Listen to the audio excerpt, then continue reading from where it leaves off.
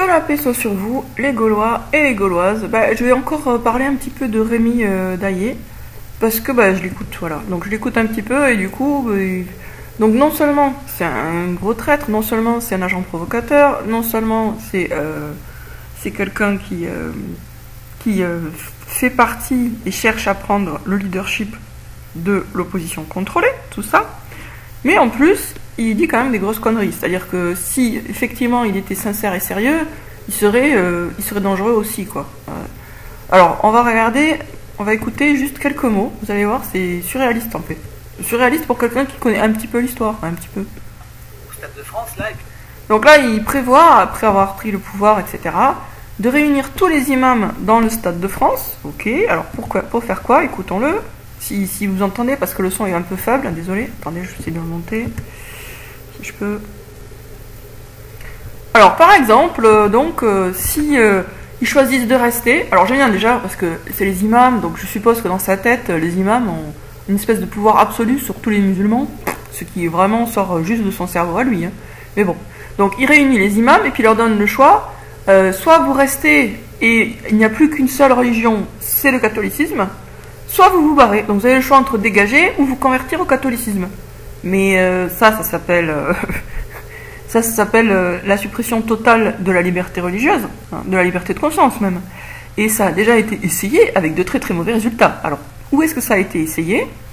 Ça a été essayé à l'époque, au XVIe siècle, en France, quand les rois, alors je ne me rappelle plus les détails, mais enfin, il y a eu des rois catholiques qui ont interdit le protestantisme. Qu'est-ce que ça a donné? Ça a donné des guerres civiles affreuses.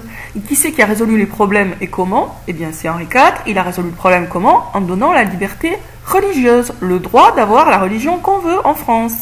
En tout cas, à l'époque, surtout le droit d'être protestant. Donc, il a rendu aux protestants le droit d'être protestants. Et du coup, eh bien, les guerres ont cessé, les guerres de religion ont cessé. Ça, c'est le bon sens. Alors, il y a eu d'autres exemples. On va voir l'impact chaque fois. En Espagne, quand le roi ou les rois catholiques ont repris le pouvoir sur l'Espagne, qui était alors musulmane, ils ont donné aux musulmans le choix entre se convertir et déguerpir. Il y en a qui se sont convertis, il y en a qui ne se sont pas convertis, et du coup, petit à petit, c'est allé crescendo dans les persécutions jusqu'à ce que ce soit, exil forcé, parfois torture, etc. Donc ça a donné de la cruauté. Voilà. Donc des musulmans ont été persécutés pour leur religion parce qu'ils ne voulaient pas en changer. Mais il y en a eu d'autres, plus malins, qui sont fait semblant de se convertir. C'est certains juifs, ils ont fait semblant de se convertir au catholicisme. Et qu'est-ce que ça a donné à long terme, ces fausses conversions? Ça a donné des juifs infiltrés dans l'église catholique qui ont falsifié des textes. Donc, qu'est-ce que ça a donné dans la vision générale des choses? Des guerres, des persécutions et des traîtres. Voilà, c'est ça que ça a donné. Le fait de supprimer la liberté religieuse et de décider que il n'y a plus qu'une seule religion autorisée.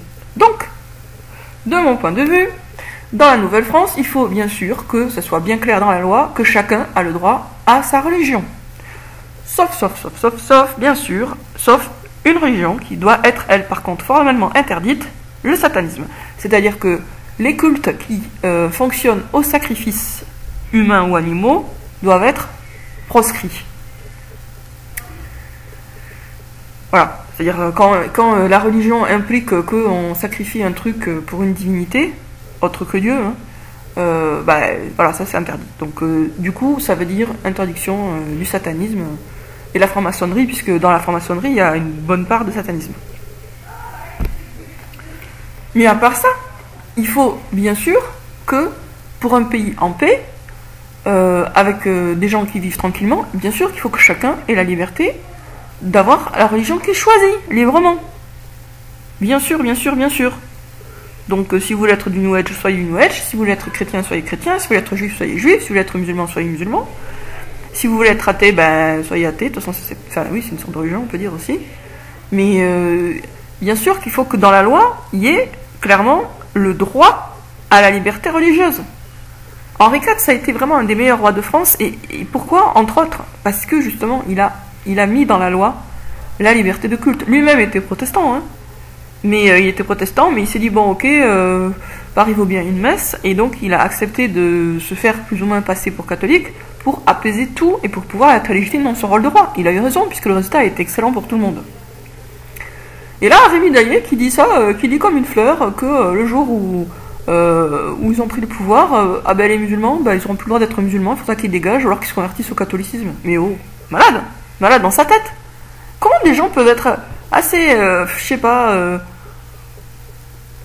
innocents, entre guillemets, hein, ou crédules, ou superficiels, pour faire confiance à quelqu'un qui tient des raisonnements pareils. C'est évident qu'avec ce genre de raisonnement, c'est soit un agent provocateur, soit un crétin, soit les deux.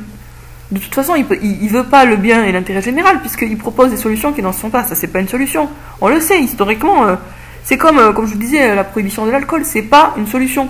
Ça a déjà été tenté, ça a donné un très très très mauvais résultat. Donc il faut savoir quand même tirer un minimum des leçons du passé. Lui, soi-disant, il est cultivé, il va parler de ceci et de cela, et il sait pas ça. Non, mais c'est juste qu'il est pas de bonne foi et qu'il raconte n'importe quoi. Voilà, donc dans la Nouvelle-France, liberté de conscience, liberté religieuse, chacun a la religion qu'il veut, à exception du satanisme, parce que celle-là, elle est clairement toxique pour tout le monde, hein, et que personne n'a envie que ses enfants se fassent zigouiller dans une cérémonie. Donc, à l'exception du satanisme, chacun a le droit d'avoir la religion qu'il veut et de pratiquer la religion qu'il veut. Sur ce, je vous dis à très bientôt les Gaulois et les Gauloises.